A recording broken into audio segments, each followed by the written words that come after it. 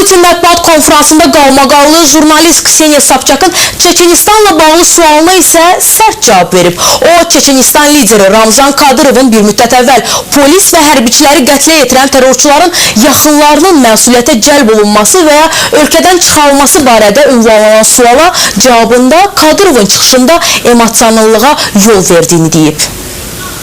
Того, что было сказано Кадыровым в отношении teröristlərin Çeçenistanda yaşayan qohumlarına göstərdiyi münasibət başa düşüləndir. Belə olan halda başqa münasibəti gözləmək olmazdı. Heç kim məhkəmənin qərarı olmadan kimisə günahkar saya bilməz. Terror törədənlərin qohumları onların hərəkətlərindən həmişə xəbərdar olur. Mən bunu uzun illərin təcrübəsindən çıxış edərək deyirəm.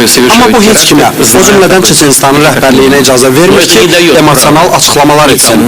Onun bu sözləri səsləndirməyə haqqı yoxdur. Evləri yandıranlar, digər terror hadisələri törədənlər maskada olur. Bu faktları aydınlaşdırmaq lazımdır ki, onlar kim olur?